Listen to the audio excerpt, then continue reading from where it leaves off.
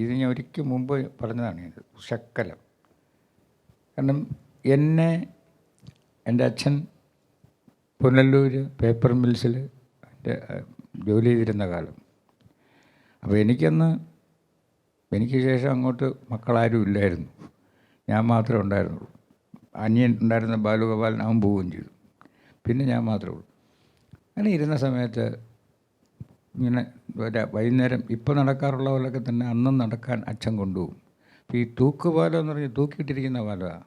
ഈ രണ്ട് സൈഡിലായിട്ട് ഇങ്ങനെ തൂക്കിയിട്ടിരിക്കുന്നത്. അത് കേരളത്തിൽ മാത്രമേ ഉള്ളൂ എന്ന് എനിക്ക് തോന്നുന്നു. അങ്ങോട്ടും കൊണ്ടുവന്ന് എനിക്കറിയില്ല. ഏതായാലും ആ കയറിക്കഴിഞ്ഞുകൊണ്ട് ആടും ഇങ്ങനെ. ഭയങ്കര രസമാണ് അത്. വണ്ടിയൊക്കെ പോവും, എന്നാലും ഇങ്ങനെ ചെറുതായിട്ട് ആടും. ഈ ഇത് കണ്ടുകൊണ്ട് ഇങ്ങനെ കൊണ്ടുപോയത് ഇങ്ങനെ തൂക്കിയിട്ടിരിക്കുകയാണ്. ഇവിടെ മാത്രമേ ഉള്ളൂ. ഈ കഥകളൊക്കെ ഇങ്ങനെ പറഞ്ഞങ്ങ് കൊണ്ടുപോകും. പക്ഷെ ഞാൻ ഈ പടത്തിൻ്റെ ഇതിൻ്റെ പൊരുൾ വന്നു കഴിഞ്ഞപ്പോൾ, കാരണം ജീവിക്കാൻ തുടങ്ങി കൈയില്ല കാലില്ല, ഇങ്ങനെയൊക്കെ ഉള്ള ഒരാൾ ഒരു ഭാര്യയും ഒരു കുഞ്ഞുമായിട്ട് ഒറ്റയ്ക്ക് അതെല്ലാം വിട്ട് എങ്ങനെ ജീവിക്കുന്നത്? ആ ഒരു പ്രയാസം ഉണ്ടാകുമല്ലോ. അപ്പോൾ അതിനെ വെച്ച് കുഞ്ഞിനെ താരാട്ട് പാടാൻ വേണ്ടി ഉണ്ടാക്കുന്ന ഒരു പാട്ടാണ്. Thank you sir. Jayan sir നന്നായിട്ട് പാടി കേട്ടോ. Thank you sir. അതിൻ്റെ ബേസൊക്കെ നന്നായിരുന്നു. Thank you sir. ഇത് ശ്രീ എന്നുള്ള രാഗമാണ്. എന്തൊരു മഹാനുഭാവുലു അന്തരീക്ക് വന്ദനമുലു എന്നുള്ള പഞ്ചരത്ന കീർത്തനത്തിൻ്റെ രാഗമാണ്.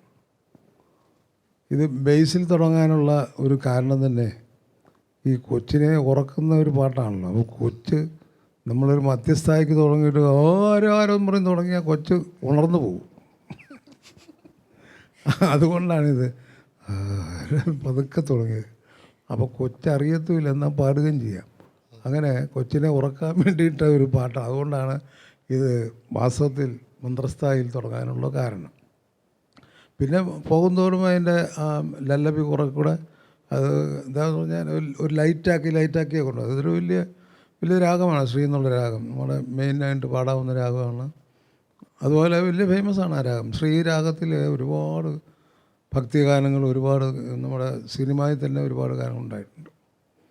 പഴയ കാലത്ത് നമ്മുടെ തമിഴ് അവിടുത്തെ സിനിമകളിലൊക്കെ ഇങ്ങനത്തെ രാഗങ്ങൾ അവർ ചേർക്കുമായിരുന്നു. നീലാംബരി, അതുപോലെ ശ്രീരാഗം, കേദാരഗൗള, സഹന, ഇങ്ങനെയുള്ള ഒരുപാട് കാര്യം ആ കാലത്ത് അവർ ചേർക്കുമായിരുന്നു. നല്ല ക്ലാസിക്കൽ ടിഞ്ച് ഉള്ള പാട്ടുകളായിരുന്നു പഴയ കാലത്തെ എല്ലാം. അങ്ങനെ ഒരുപാട് പാട്ടുകൾ കേട്ടുള്ള ഒരു മുതൽക്കൂട്ട് തന്നെ നമ്മുടെ ഈ ചെറിയ കമ്പ്യൂട്ടറിലുണ്ടായിരുന്നോ എന്നൊരു സംശയമുണ്ട്.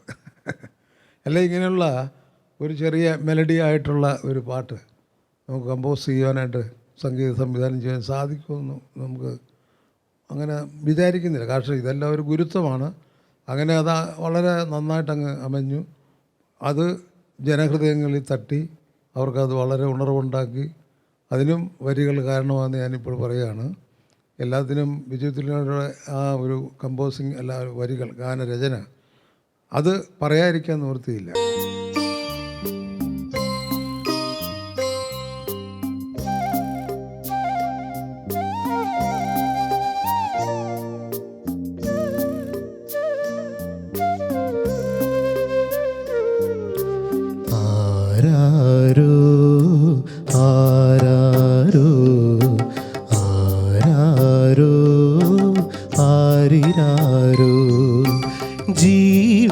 ജീവിതമെന്നൊരു തൂക്കുപാലം, ജീവികൾ നാമെല്ലാം സഞ്ചാരികൾ.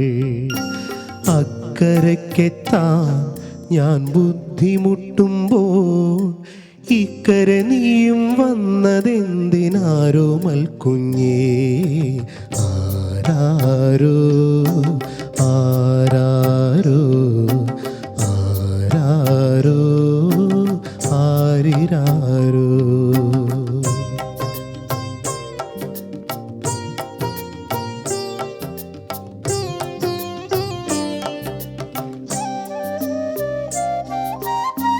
വഴിയറിയാതെ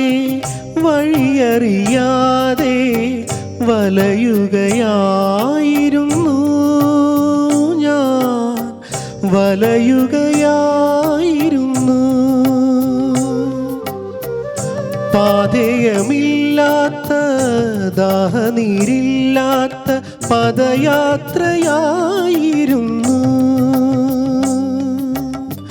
വിധി തന്ന നിധിയാണു നീ, എങ്കിലും വിലപിക്കയാണെൻ്റെ മാനസം. ആരാരോ ആരാരോ ആരാരോ ആരിരാരോ.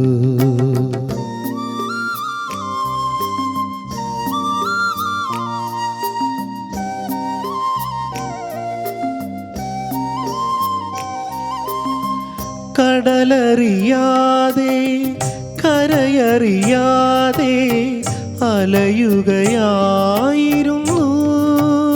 ഞാൻ, അലയുകയായിരുന്നു. നങ്കൂരമില്ലാത്ത പങ്കായമില്ലാത്ത നാവികനായിരുന്നു. കരളിൻ്റെ കുളിരാണു നീ, എങ്കിലും കരയുകയാണെൻ്റെ മാനസം.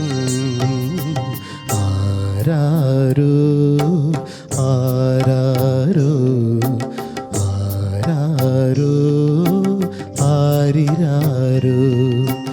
ജീവിതമെന്നൊരു തൂക്കുപാലം, ജീവികൾ നാമെല്ലാം സഞ്ചാരികൾ. അക്കരയ്ക്കെത്താൻ ഞാൻ ബുദ്ധിമുട്ടുമ്പോൾ ഇക്കരെ നീയും വന്നതെന്തിനാരോ മൽക്കുഞ്ഞേ. ആരാരോ ആരാരോ ആരാരോ ആരിരാരോ.